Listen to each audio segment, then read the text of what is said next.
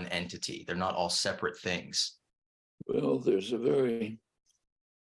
we can go back to someone I like to quote 250 years ago, Adam Smith, at the early stages of the modern capitalist system. He was talking about England, of course. He said, in England, the masters of mankind, the merchants and manufacturers, are the principal architects of government policy, and they make sure that their own interests are very well taken care of, however grievous the effect on others. And he went on to talk about the savage injustice of England, the Europeans generally, in the colonized world. Things haven't changed that much since. That's still the best simple account of the questions that you asked that I know of. And it's not the usual way in which Adam Smith is portrayed, but that was his insight. I think it's quite accurate. And now it isn't merchants and manufacturers, it's multinational corporations, huge financial institutions, but they still have, even more today, overwhelming influence and domination over affairs of state. And they shape them as much as they can for their own interests, however grievous the effect on others. By today, it's much more serious. So when yesterday, for example, the fossil fuel companies announced their quarterly profits, which are going into the stratosphere. It's profits for them and the banks that lend to them and so on. And they're also planning for decades more of expansion and profit making. They know perfectly well that they're driving us to destruction. But however grievous the effect on the population, doesn't matter. They're following what Adam Smith called their vile maxim: all for ourselves, nothing for anyone else. Doesn't matter how much is damaged as long as we profit. And going back to your question, this is not a personal fault of theirs. It's an institutional problem. If you don't pursue the vile maxim, you're not in the game anymore. That's the nature of the institutions.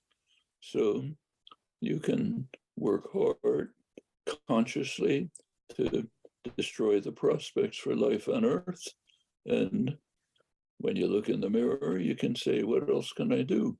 If I don't do it, somebody else will do it and I'm out of business. It's an institutional problem. It's called capitalism. If production is for profit, not for need, and it's under the control of concentrated private control, where most people are subordinated to the labor contract, which means you essentially spend your life, your waking life, renting yourself to a private master. That structure is, of course, going to lead to efforts on the part of private capital and the states that they dominate to try to maximize capital accumulation, whatever the effect on others. And in this case, the effect is on towards destruction. That's only one aspect. Another aspect is expanding domination of the world for these interests, leads to war, conflict. In the modern period, since 1945, means possibly terminal war, because we've developed the technology that enables us to develop everything unless it's held under control. And that's all of that is right before our eyes. That's why a couple of days ago, the Bulletin of Atomic Scientists moved the hands of their famous doomsday clock to 90 seconds to midnight's termination. It's the closest it's ever been in 75 years. Can you talk about how the sort of divide between the, state and market that people perceive is basically an illusion, and that the political system that is essentially supposed to protect us from capital and regulate things is actually a component of that system that enriches and enforces its will. Well, there's an ideology which claims that we're committed to market societies and what's called free enterprise. Free enterprise is the euphemism for capitalist control, but that's very far from true. The business has always called upon the state to protect itself from the ravages of the market. The general population is to be thrown out into the market to survive somehow, but not the rich and powerful. They call on the state. In the neoliberal period, the last 40 years, which have been described as a deep commitment to the market, we've moved to what's been sometimes called by economists a bailout economy. If corporations get into trouble, the friendly taxpayer comes in and bails them out. Furthermore, the government provides guarantees that allow financial institutions and others to take risky investments, great profit, knowing that they'll be bailed out if they get into trouble.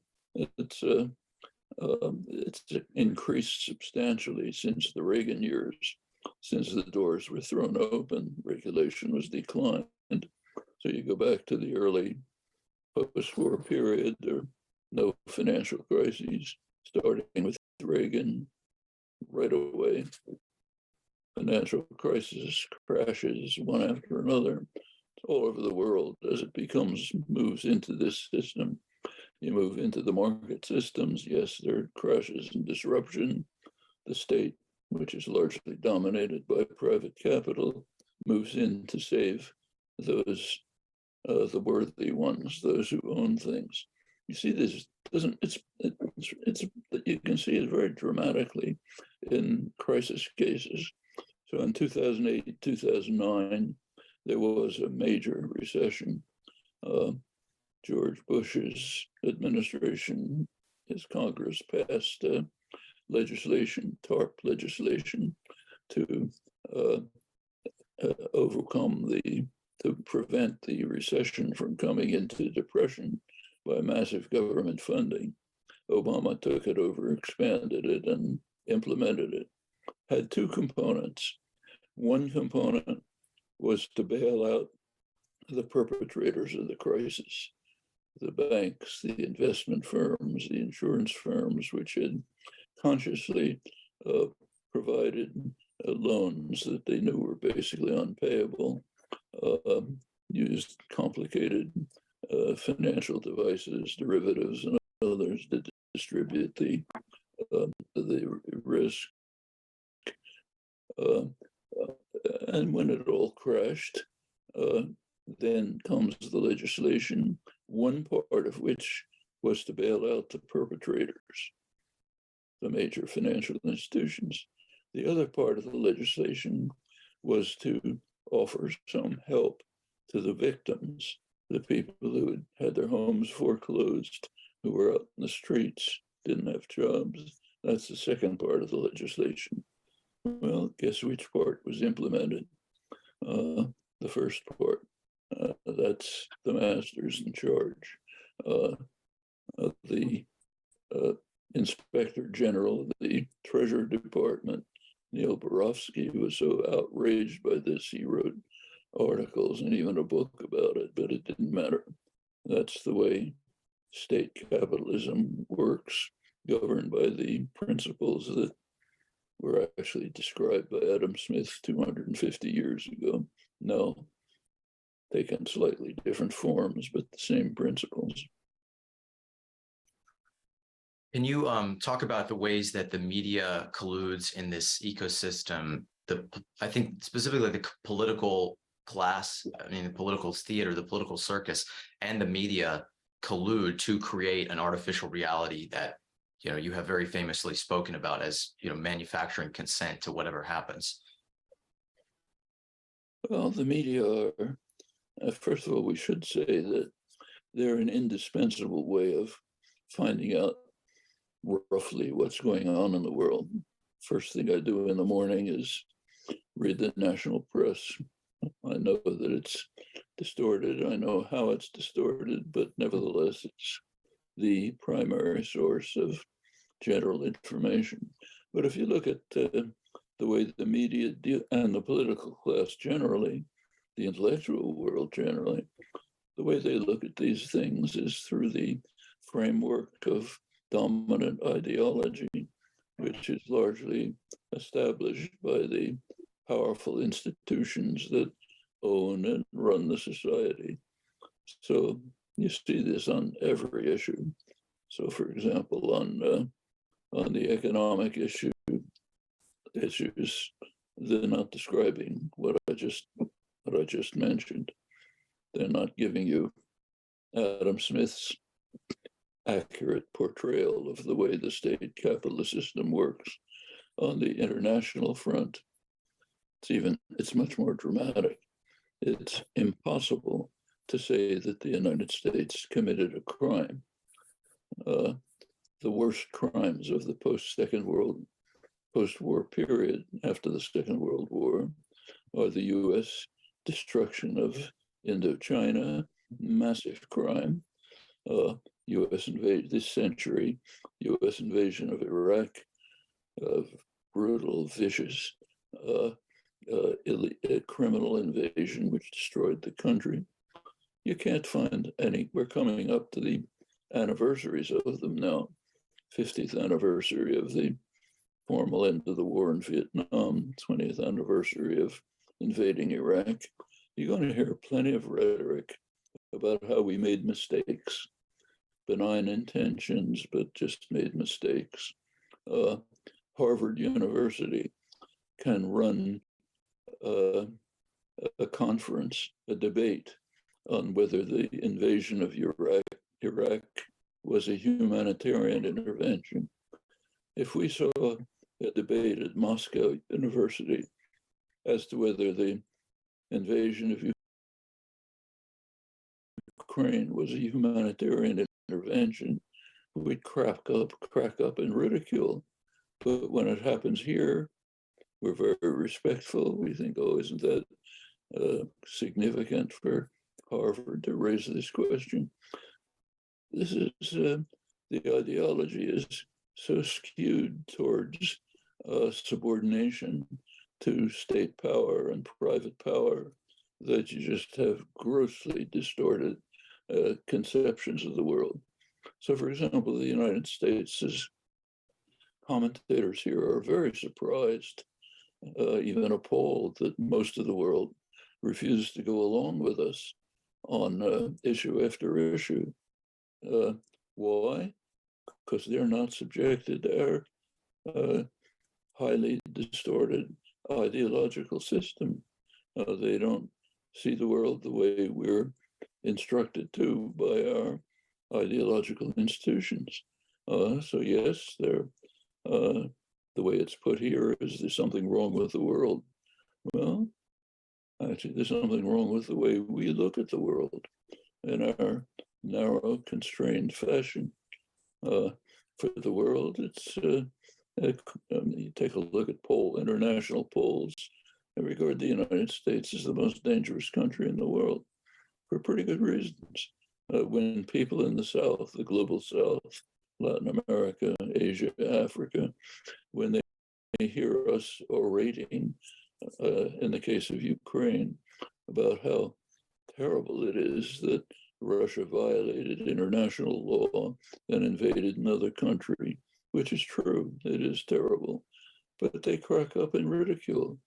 Who are you to talk about that? That's what you do to us all the time. So get off your high horse and just tell the truth. In unintelligible here, people can't understand it. What's wrong with them? How can they dare to compare our invasion of Iraq with the Russian invasion of Ukraine? Well, easily. Can you kind of encapsulate that sort of point, or that sort of idea that the media manufactures consent for a certain kind of reality?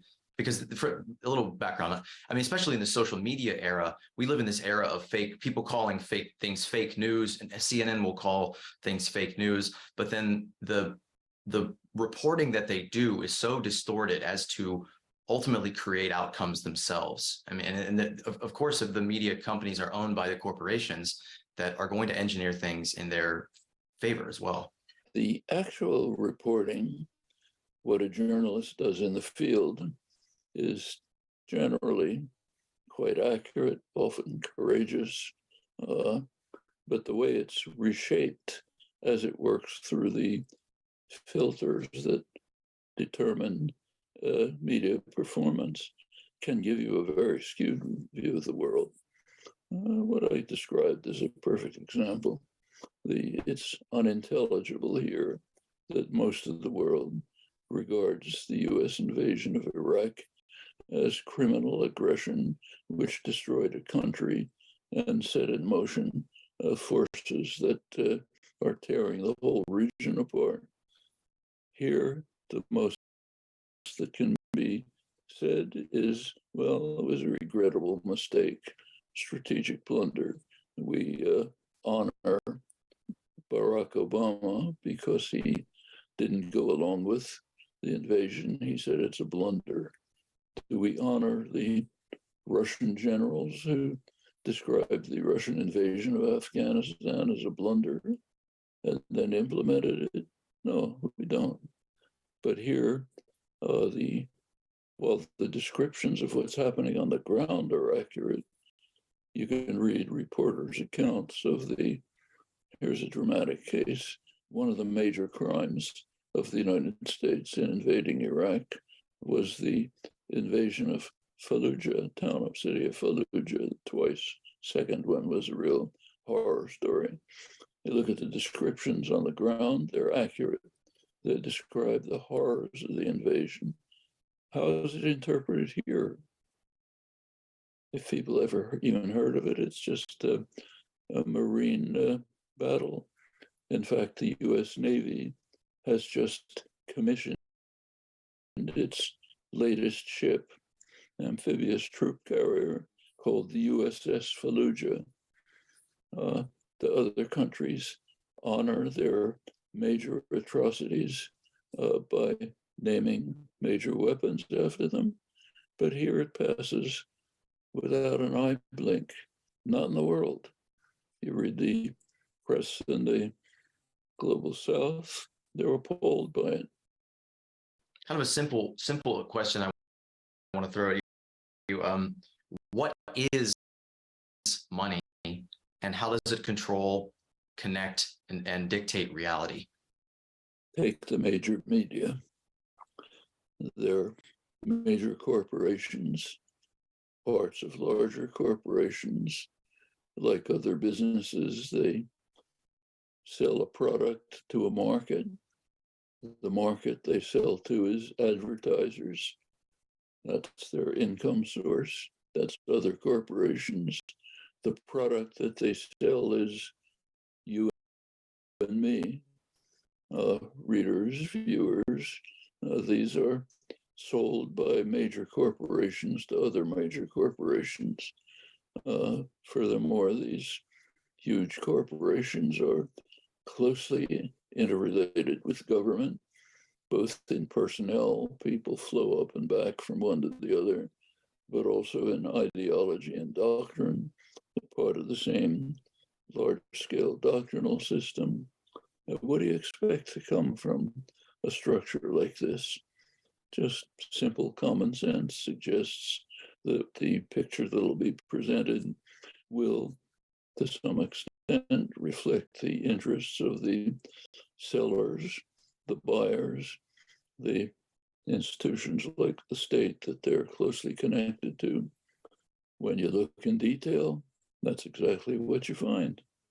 It's considered a conspiracy theory or something like that.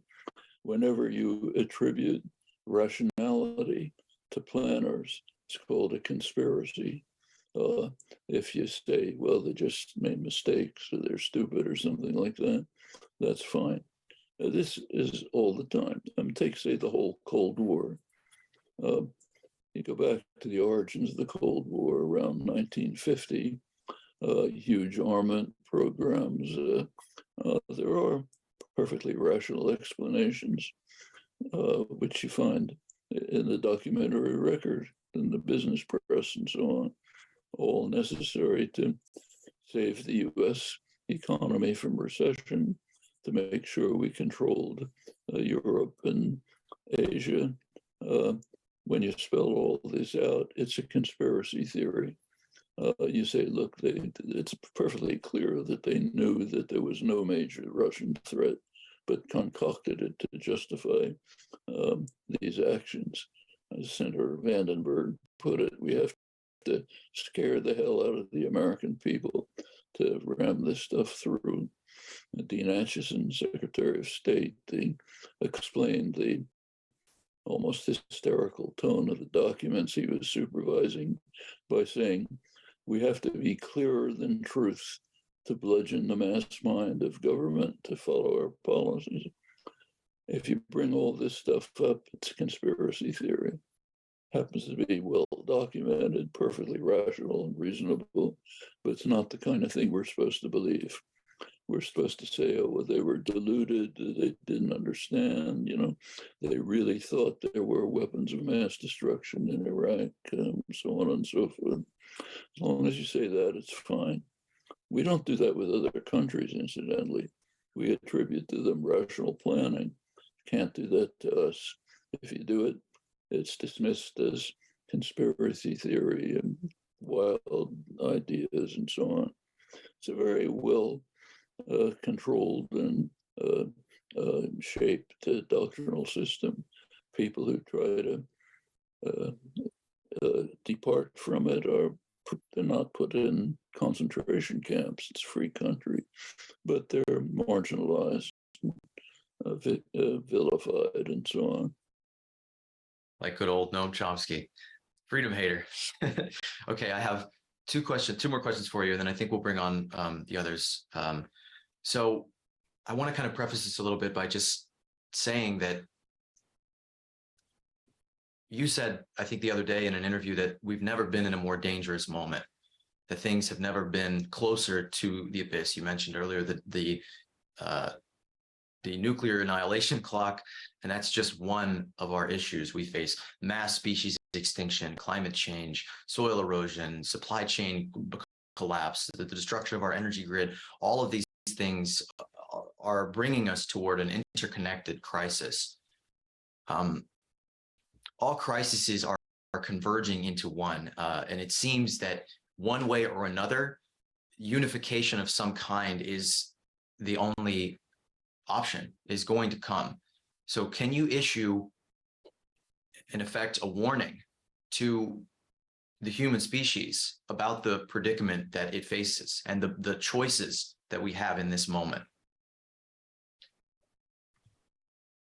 We have young people today are facing a challenge that has never arisen in human history. They have to decide, and quickly, whether we will move towards a precipice after which there will be no return, just steady decline to an unlivable world. One possible, that's on climate and environment, and whether we will continue to escalate tensions leading to a terminal nuclear war. Those are the questions that have to be asked. And unfortunately, the masters of mankind, as Adam Smith called them, the decisions they're making are driving us to disaster, both in destruction of the environment and escalation of war that could easily turn into terminal nuclear war. That's happening in the case of Europe, Ukraine war, also in the case of China. US policies in China are containing what they call encircling China, are raising significantly the prospects of a major war, which of course will be terminal. So we are acting consciously, openly, not we, our leaders, consciously and openly in ways which are driving us towards destruction. Now, are younger people going to permit this? Just watch it as it happens? Or are they going to organize, educate, act to prevent it, which can be done? For every one of the problems we face, and they are severe, we do know answers, feasible answers. Question is, do we have the will, the commitment, the dedication to see that those answers are carried out?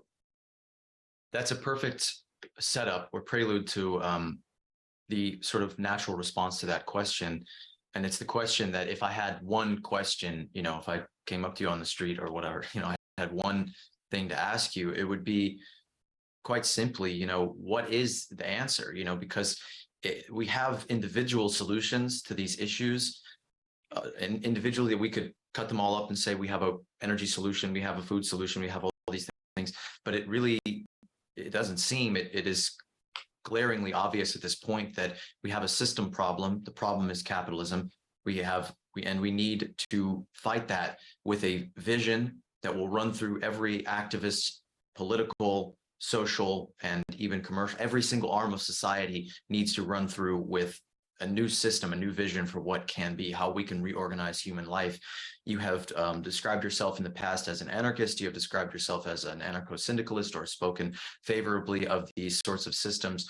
Do you feel that those belief systems or those systems or methodologies are relevant, or overall in your views and your prolific study and exploration of the many different possibilities that exist in the world, what is the synthesis, if you can sum that up? I know that's essentially the body of the whole film that we're trying to make, but if you can speak to that new system, what is its candor, what is it like, and how do we sort of move toward it? Well, to put it simply, the system that we should be striving to attain is one in which people, the general population, can make the decisions that are significant for them in their lives and in their general attitude toward the world. We're very far from that. We have a formal political system, but it is by no means responsive to popular opinion. It's been demonstrated, it's perfectly obvious. It's also demonstrated in extensive political science research. The economic system, in principle, is dictatorial, fascist. Economic system is one in which you have private ownership. Other individual, you or I, have the choice of entering the job market in what's called to make a free contract. The worker and the capitalist enter into a free contract. For the worker, the choice is take the job or starve to death. For the capitalist, the choice is you take the job or I'll get somebody else. That's called a free contract. Well, what it means is servitude, not freedom, not democracy.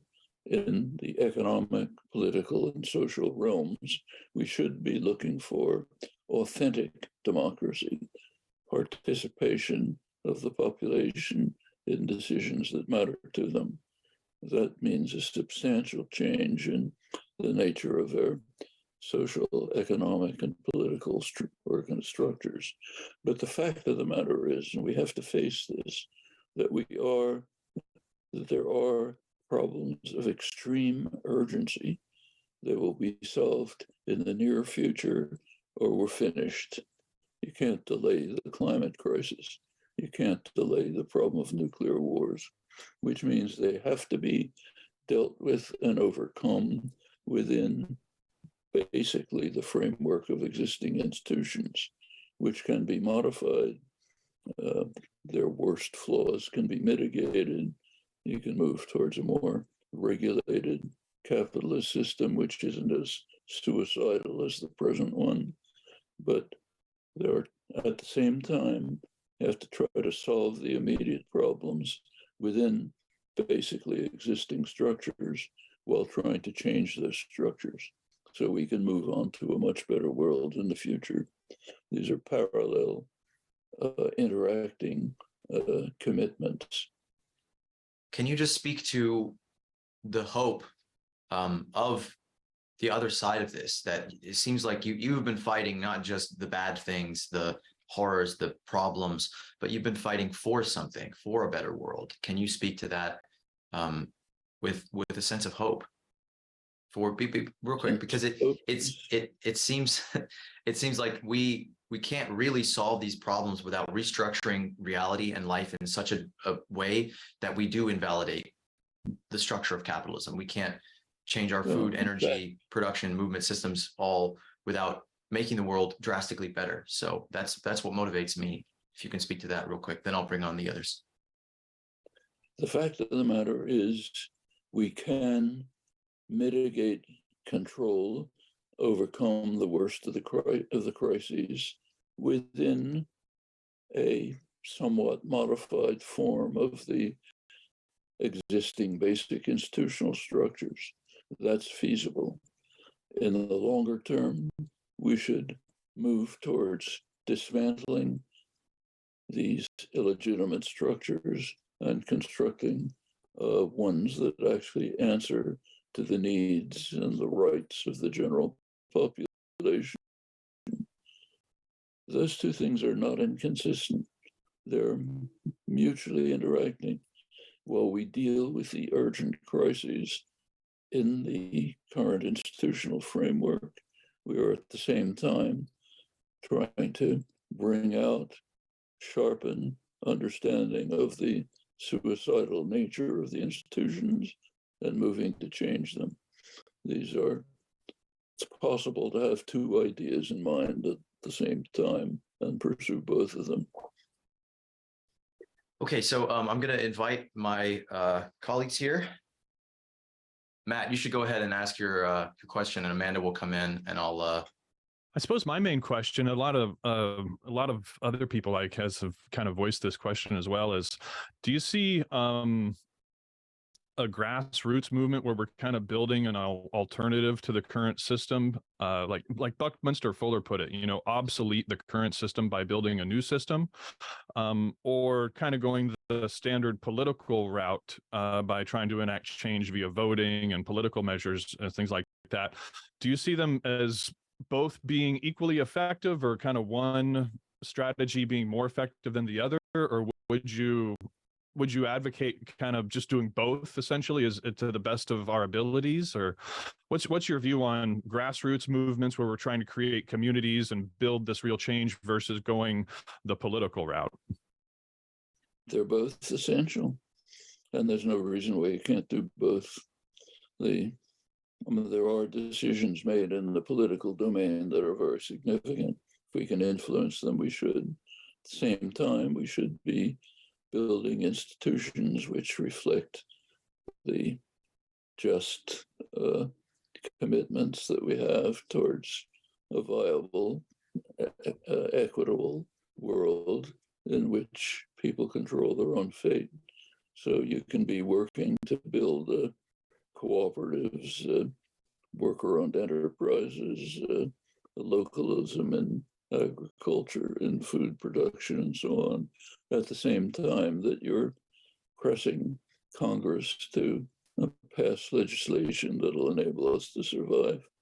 It's not a matter of one or the other. You have to make judgments at each point about what's more important tomorrow, but both of these parallel efforts have to be carried out constantly. Thank you. Wonderful answer. I appreciate that. Amanda? It is such a pleasure to be asking you, of all people, this particular question. Recently, I had been pondering the collective utility of language as we know it at this point in time in humanity's history. It seems we need to make a pivotal shift away from purely emotional and biased communication to a more technical based communication. A lot of people would agree that technical communication is more conducive to reaching optimal outcomes. Now, given that and the fact that propagandists have successfully co opted language to support the empire, the establishment, cultural and structural violence, systemic oppression, et al. Uh, my burning question for the father of linguistics is, how do you perceive the future of linguistics to unfold? What might we be in store for when it comes to social and interpersonal communications if we don't divert from the dystopian path we're on, which is rife of shallow and corrupt exchanges? The same path that is, of course, leading the world to a premature and needless demise. It's not an issue of linguistic science. I don't have any more expertise on this issue than any person in the streets. This is all common sense. So yes, it's perfectly clear that language is constructed to mislead us. You don't talk about capitalist autocracy, you talk about free enterprise. You don't talk about profits, you talk about jobs, which means President says, President Trump passes one legislation of his administration, a huge tax cut for the very rich. It's called a jobs program. Yeah, of course you expect that.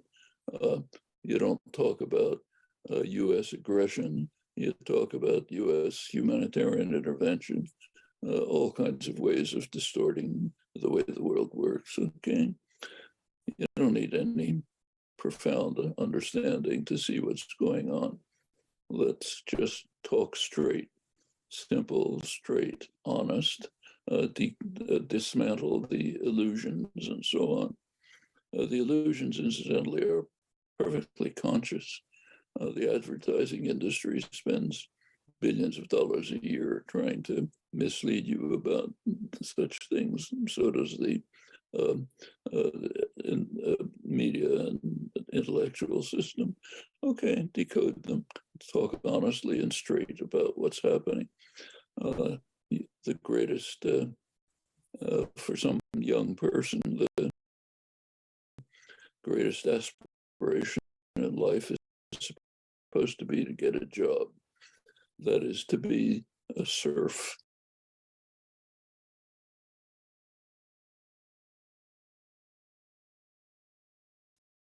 To be the slave to a master for your entire waking life. Isn't that wonderful? Okay, let's talk about it straight the way it is.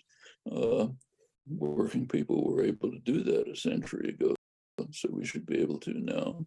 And the same in every area of life. It's not profound, it's not quantum physics.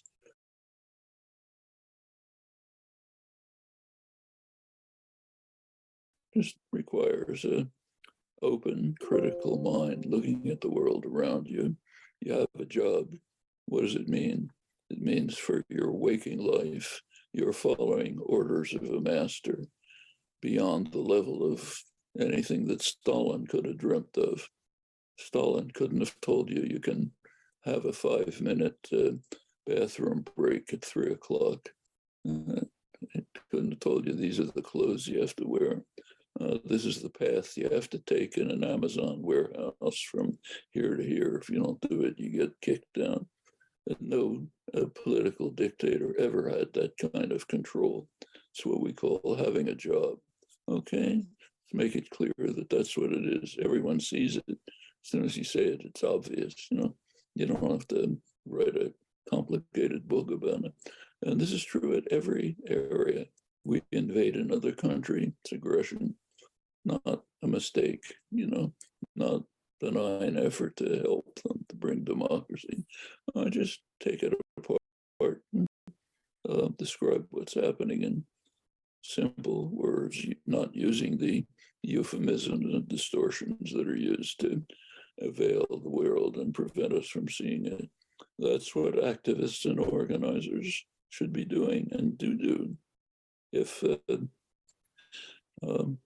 don't think it's very profound, just takes an open, critical mind and a willing to dedicate yourself to deal with people with sympathy, understanding, help them see the world as it actually is in their own lives and in the world around them.